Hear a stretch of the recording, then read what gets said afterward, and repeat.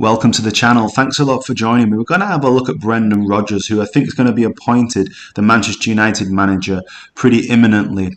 We'll have a look at his background, how he got into coaching, and some of his life story. This footage is really interesting viewing, so please enjoy it. I'd come over from Northern Ireland at 16 with the hope of being a professional player, and was for a season or so. But once I realised I wasn't going to get to the levels, and partly due to injury and partly of looking at a career going forward, I decided that I would look into coaching. And of course, you need inspiration. And at that time, there was a coach, Kevin Dillon, his name was. Kevin used to play for Newcastle, was a fantastic player. He had moved into coaching, and he was really the one that came to me and said, look, listen, I think you'd be really good as a coach. You're good technically, you communicate with players.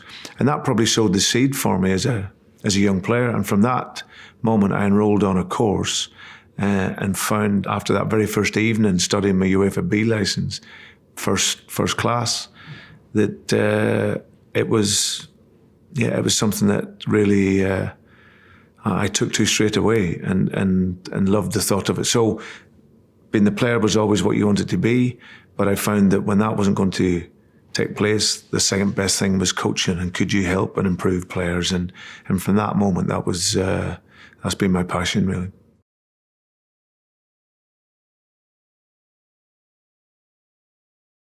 I was part-time coaching.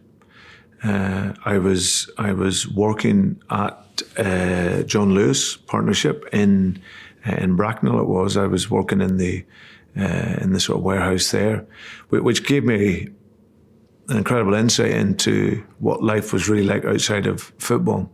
And I think in that period I became a man. And from that point, I'd obviously realised that this was a means to an end for me. It was going to help me pay bills and bring up a young family. But of course, my passion was coaching, and it made me even hungrier to do well and to be able to hopefully get a full-time post. So those are challenges, because at that time as well, there wasn't so many people like now in coaching. There's many roles full-time. For young coaches and people in the game. At that time, there wasn't. So it gave me a real focus. I was a keen learner, and I was also very keen to try and learn as much as I possibly could about the subject of coaching. I knew it was about communication, and so I would enroll on courses to help me with that. How could I communicate with people better? Coaching, the detail around coaching, welfare of young people. So I would travel all over the country, just enrolling on courses that could help me become better, as well as doing my coaching badges.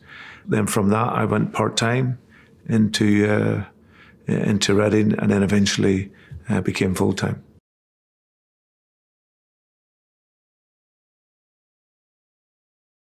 I was always a lover of the European game, and I was always a lover of the teams that like to attack the game. And I talk about attacking the game both in the sense of when you have the ball, but also when you haven't got the ball. So a team that wants to defend and press and work. So I was always attracted to those types of teams, but also because I was youth-minded at the time, I was very keen on the clubs that had that top-to-tail philosophy. So travelling around Europe, going into some of those clubs, allowed me to gain a lot of knowledge and a lot of insight into their great practice. Going into the likes of, obviously Barcelona is always the standout for me, because it was one, I loved that pathway from a young player in La Masia through to the first team.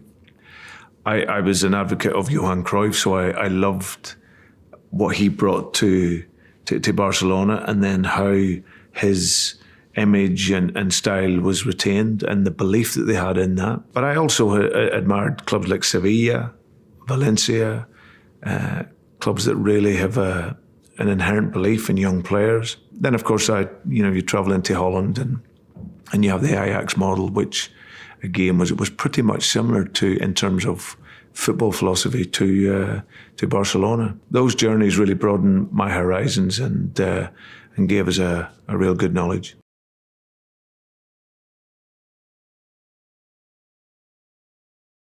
I'd loved my time at Reading. I was given a great grounding there as a young coach. And then I'd worked my way through to being an academy manager. At the time, my goal was to be renowned as one of the best developers of young players in the world.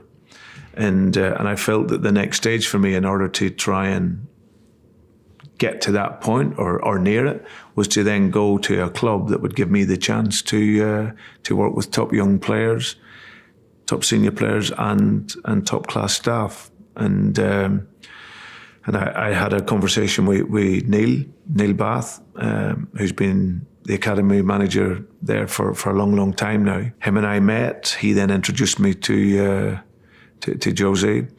And then really from that moment, we struck up a really strong relationship. And we started out on the journey of putting together and bringing in top-class young players and creating an environment where you can develop players from a philosophy perspective, but also as a person. And Neil's done an incredible job there, working with the structure and the infrastructure they're putting that in place.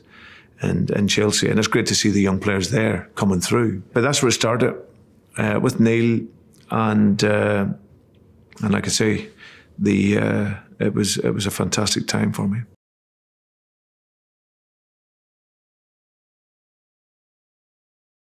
You know, everyone wants to play, but I was lucky in a way where I then was able to go into coaching fairly young.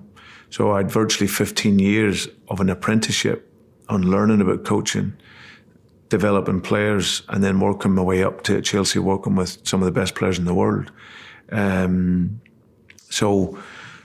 And then going through all the various roles and jobs, you know, as an academy director, assistant academy director, it gave me a great insight into not just the football aspect, but education and welfare, the sports science of the game. So I had a real underpinning knowledge of many aspects, as well as the football. So that was very important for me in my development. I suppose the first time I really thought about being a manager was, believe it or not, when I was in the running to get the Leicester City job. I was 34 at the time at Chelsea. I loved my time there, really enjoyed it. It was a great team of people to work for, and the players were fantastic. I'd been offered a couple of number 2 jobs prior to that, but I didn't feel that was quite right. And then out of the blue, I was offered the chance to come and speak about the Leicester City job. After 2 or 3 weeks of speaking with them and going through a process, the club were going to either appoint myself or a more experienced manager. And at the time, their thought was to appoint an experienced manager. Somehow I was put in contact with them. We then spoke, and then I think I gave them a bit of a decision. But at that moment, and having gone through a process of maybe thinking I was going to be the manager, indirectly it told me that it was maybe time for that opportunity, if it came, that I would take it. So when the opportunity did come up a year or so later at Watford, I felt I was then ready for it. And that was virtually, like I say, I was 35 at the time, and I felt I had done the full experience as a coach, and now I was going to make the step into management. There's a journey that you got to go through in order to get there. You don't necessarily see yourself as someone to follow, but certainly my journey would hopefully give coaches of a similar background who are 20 years younger than me, that possibility that you can achieve it. You know, there's many barriers that will be thrown your way, but resilience is something that you need a lot of in this game. and with resilience and with ambition and with a hunger to succeed, then you can have the opportunities. And you don't necessarily need 500 league games to have played or to be a coach. But there's other aspects of the game that you need to understand because, like I say, the role is different. You're not being asked to play. You've been asked to coach. You've been asked to manage. You've been asked to make players better. You've been asked to make people better. And that's a totally different skill set. I'm always a huge admirer of players who have had long careers and then go into the game because it's, they have their own unique experiences. My experience was different, but I've always tried to learn, and I think that's the key aspect, and have a resilience to keep going.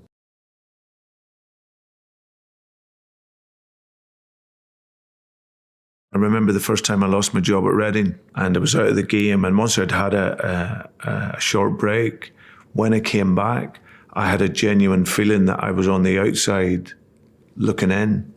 And then you're always grateful because you've been in structure. You've been so busy. Then all of a sudden you're out of work. You miss that. You miss that spirit of the training ground, the grass, working with players, talking with people. And for me, I see it as a role just to support, because it's a difficult period when you're out, especially if it's for a prolonged period. And I always like to open my door for coaches or managers to come in and chat, because it's so important. It's such a tough business, such a tough profession, but we are professional, and you must always hope that you stay fit, you stay strong, you get out there, you learn, and then the next opportunity will come. I think that the game always evolves. The game is changing, society's changing. We as coaches, I always say that as a manager, you're going to work in a profession where the players in the main will be between 16 and 35. Of course, you're going to get some that'll be older than that. But that's the timeline that you're working in. But you as a manager and coach, each year you're moving away from that. So it's so important to have that ability to adapt, to change both in football and in society, but whilst retaining the values and your method of work.